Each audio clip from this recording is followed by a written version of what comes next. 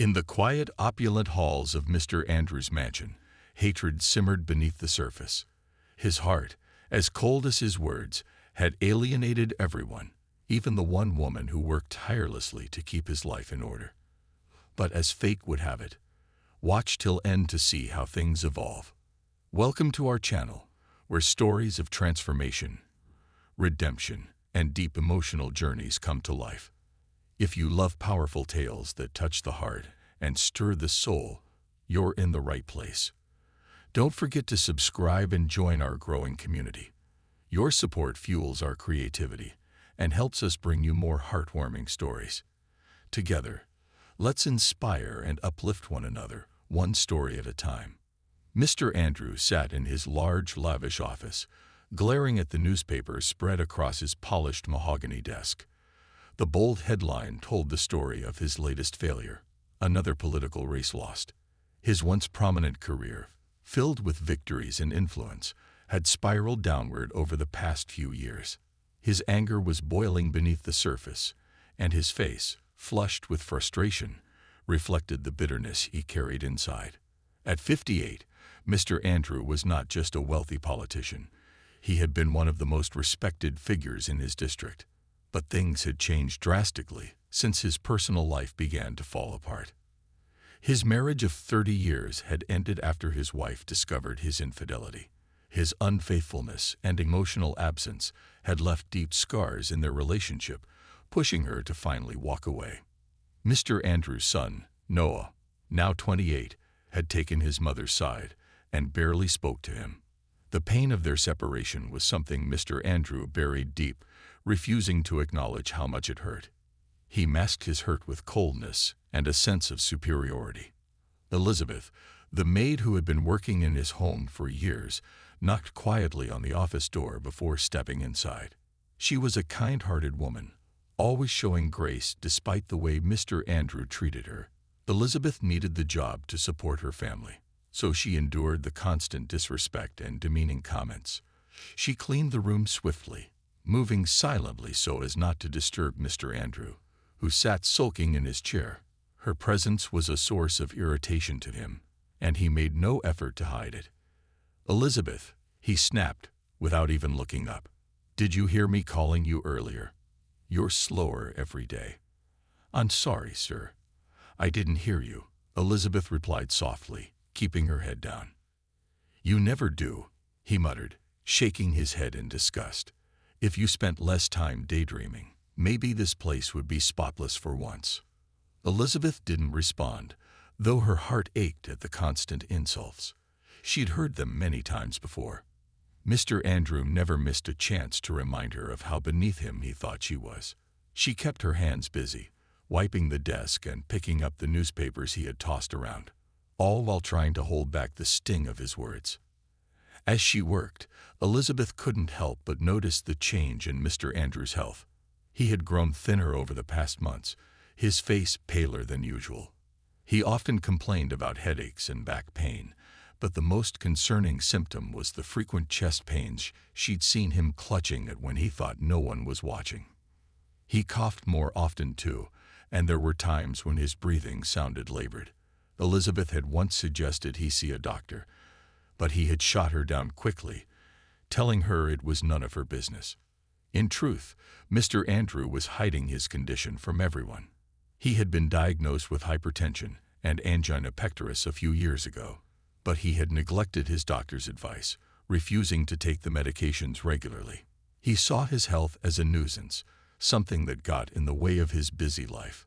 He prided himself on being strong and unbreakable, too focused on his political ambitions to worry about taking care of himself.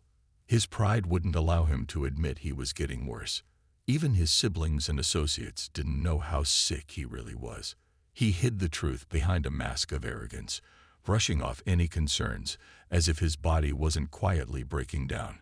The only person who noticed the truth was Elizabeth, though she stayed silent, knowing that anything she said would be met with more harsh words. Meanwhile, Mr. Andrews' relationship with his son, Noah, grew colder by the day. Noah had always been closer to his mother, and after the divorce, he barely came home. Mr. Andrew refused to reach out, his pride again standing in the way of mending their relationship. Every time Noah's name was mentioned, Mr. Andrew felt a stab of regret, but he would never admit it. To him, showing vulnerability was a weakness, and his heart had become as hardened as his mind. As the days passed, the tension in the house grew. Elizabeth continued to work, silently enduring the harsh treatment. But deep down, she knew something was wrong. She had seen the signs before. The coughing, the labored breathing, the way Mr. Andrew's face sometimes turned ashen during his fits of anger. Something was going to happen. Something bad. And though Elizabeth kept to herself, she felt the dread building as she watched him stubbornly ignore his body's warning signs. The question was, how long could Mr. Andrew hold on before it all came crashing down? Mr. Andrew's fury boiled over as he sat in front of the television, watching the election results roll in. The votes had been counted, and once again, he had lost. It was another crushing defeat, and his political career, once promising and bright, now seemed beyond saving. His face was twisted in anger, his knuckles white as he gripped the armrests of his chair. His bitterness, long festering, was now impossible to contain. Elizabeth quietly entered the room, carrying a tray with a glass of water and a plate of crackers. She noticed the tension in the air immediately, and though she had become accustomed to Mr. Andrew's outbursts, something about today felt different. There was a darkness in his eyes, a rage that seemed to burn deeper than usual. As she set the tray down on the table, Mr. Andrew lashed out without warning. "Why are you always in my way?" he growled, his voice cutting through the room like a whip. "Do you ever listen? You're useless." Elizabeth flinched at the harshness of his words, but she stayed silent, trying to stay calm and professional. She was used to this. She had endured his insults for years, but today they felt heavier. There was something about the way he looked at her, a contempt that went beyond the usual frustration. "Look at you," Mr. Andrew continued, his voice rising. "You can't even do your job properly. I don't know why I keep you around. I'd be better off without you." Elizabeth's heart pounded in her chest. She bit her lip to stop the tears from spilling out. Every word felt like a knife, each one sharper than the last. She had heard hurtful words before, but today they cut deeper. She thought of her children, of the bills she had to pay, and how she needed this job to support her family. It was the only thing keeping her standing, the only reason she didn't walk out of that house for good. As she continued cleaning, trying to ignore Mr. Andrew's cruel remarks, she felt her composure slipping. She wondered how much more she could take. Maybe it was time to leave, to find something else, somewhere she wasn't treated like dirt. But the thought of quitting terrified her. Jobs weren't easy to come by, and she couldn't afford to lose this one. Suddenly, Mr. Andrew's rant was interrupted by a coughing fit. His face turned red as he struggled to catch his breath. Elizabeth, concerned despite everything, took a step toward him. "Mr. Andrew, are you okay?" she asked, her voice trembling. He waved her away angrily. Don't pretend to care," he spat between coughs. "Just do your job and get out of my sight." Elizabeth's heart sank, but she obeyed, retreating to the far side of the room. She had seen the signs before, his labored breathing, the way he constantly wiped the sweat from his brow, how his temper had grown shorter in recent weeks. His health was getting worse, and she knew it, but every time she tried to suggest he see a doctor, he snapped at her. His pride wouldn't let him accept help, especially not from her. As she bent down to pick up the last few newspapers scattered on the floor, Mr. Andrew's breathing became even more strained. She glanced over, and for a brief moment their eyes met. His face was pale, and beads of sweat were running down his temples.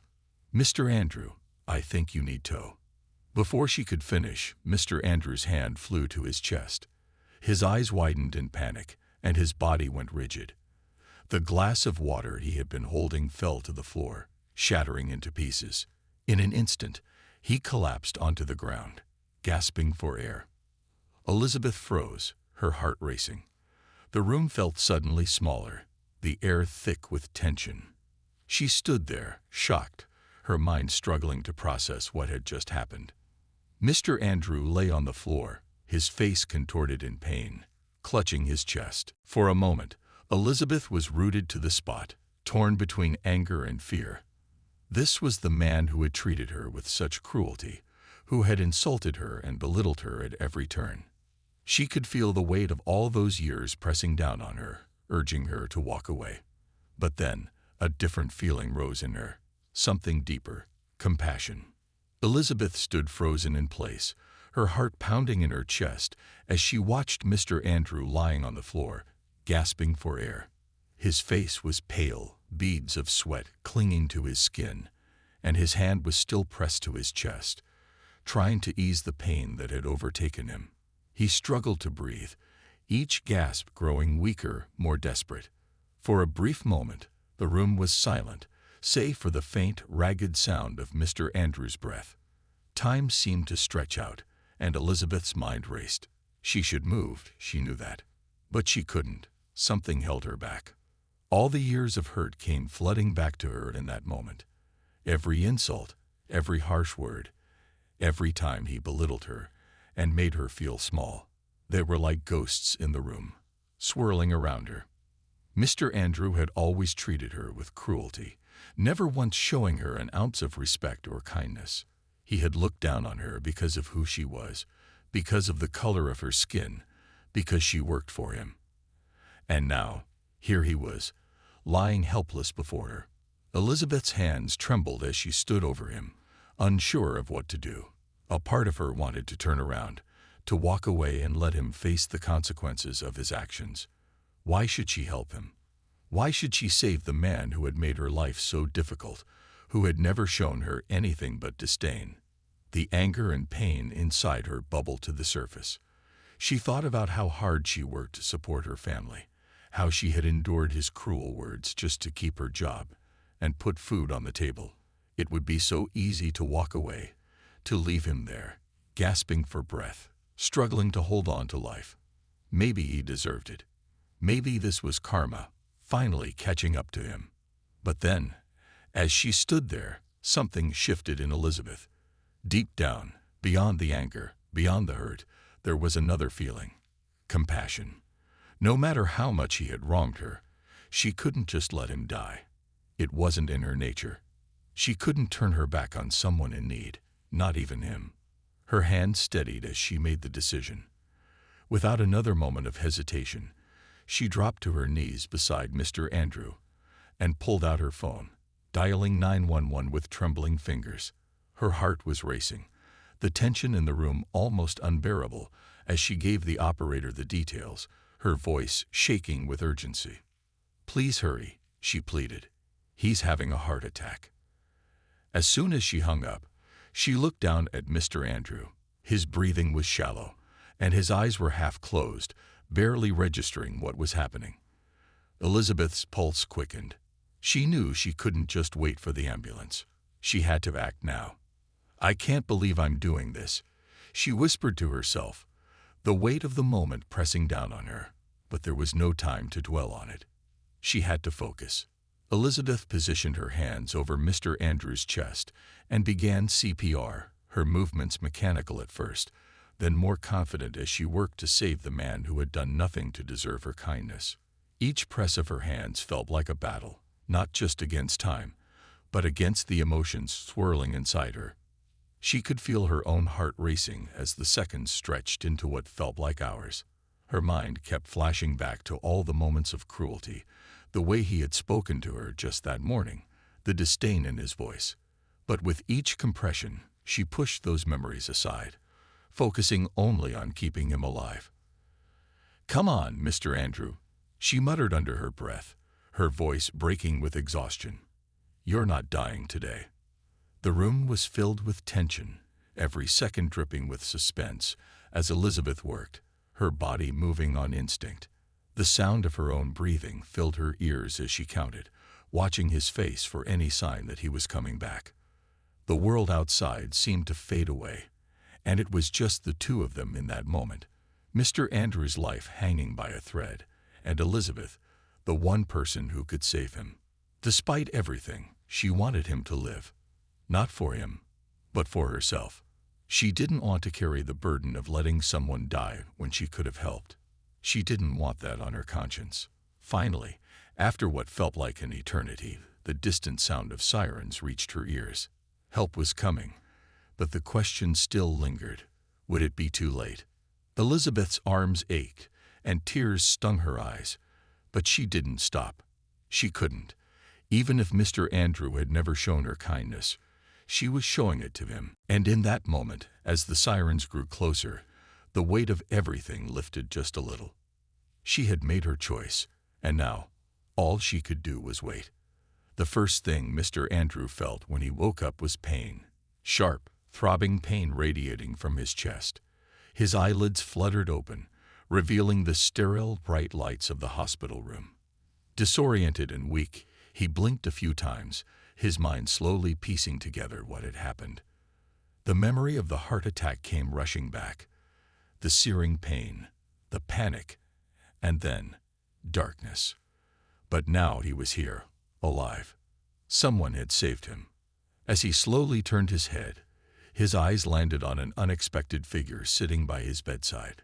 Elizabeth. She sat quietly, her hands folded in her lap, her face a mixture of exhaustion and concern. Mr. Andrew was stunned. Why was she here? His mind struggled to make sense of it. For a few moments, neither of them spoke. Mr. Andrew was too weak, and Elizabeth seemed unsure of what to say. But in that silence, something inside Mr. Andrew shifted. He remembered everything. The way he had collapsed, the way Elizabeth had knelt beside him, her hands pressing on his chest, saving him. It hit him like a wave. She had saved his life. This woman, whom he had insulted and belittled for years, had been the one to keep him alive. The weight of it sank into his heart, and for the first time in a long time, Mr. Andrew felt something he wasn't used to feeling. Gratitude. Not the shallow, obligatory gratitude he had often shown to people he wanted something from, but a deep, genuine thankfulness that stirred something in his chest beyond the physical pain. Elizabeth. His voice was hoarse, and barely more than a whisper, but it was enough to get her attention. She looked at him, her eyes meeting his for the first time since the incident. He could see the weariness in her gaze, the emotional strain she had been under, but there was also a quiet strength that humbled him. "Why are you here?" he asked, his words slow and deliberate. "Why didn't you leave me there?" Elizabeth hesitated, her hands tightening in her lap. "I couldn't just leave you like that," she said softly. "It wouldn't have been right." Her simple words carried so much weight. Mr. Andrew felt a knot form in his throat as he realized the magnitude of what she had done. He had given her every reason to hate him, every reason to walk away and let him suffer the consequences of his actions. But instead, she had chosen to help him, to show him a kindness he hadn't deserved. It was humbling. No, it was more than that. It was life-changing.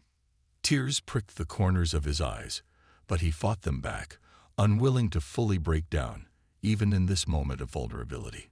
He swallowed hard, his voice trembling as he spoke. I've been a fool.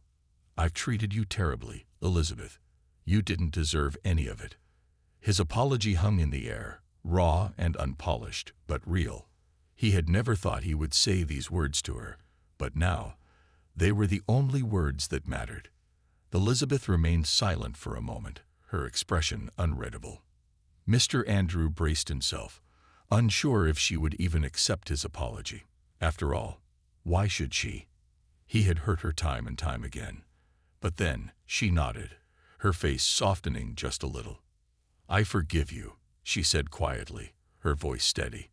"We all make mistakes, Mr. Andrew, but what matters is what we do after." Her words, simple yet profound, left Mr. Andrew speechless. He could feel the weight of her forgiveness, lifting something inside him. It was as if the years of bitterness and anger were finally starting to dissolve, replaced by something new, something lighter. "I want to make things right," he said, his voice still weak but determined. "I need to. Will you stay?" His words were tentative, unsure. He wasn't asking her to stay out of obligation anymore, but because he genuinely wanted her there. "I'll treat you better, with the respect you deserve. I promise you that." Elizabeth studied him for a moment before nodding again. "I'll stay," she said, though there was a gentle firmness in her voice, a quiet strength that let him know she wouldn't tolerate the old Mr. Andrew anymore. Mr. Andrew sighed, a wave of relief washing over him. For the first time in years, he felt hopeful that he could change, that he could be better. And he knew this change wouldn't stop with Elizabeth. He had a long road ahead of him, especially with Noah. He needed to reach out, to mend the broken relationship with his son before it was too late. As the hospital room settled into a peaceful silence, Mr. Andrew closed his eyes, feeling the weight of his old life lift. Elizabeth had shown him the power of kindness, and in that kindness, he had found redemption. This was a second chance, a chance to be the man he should have been all along. And for the first time in a long time, Mr. Andrew was ready to change. Thank you for watching. We hope this story moved and inspired you. Before you go, make sure to hit that subscribe button and let us know where you're tuning in from in the comments below. Your support means the world to us and helps us continue crafting more unforgettable, soul-stirring stories.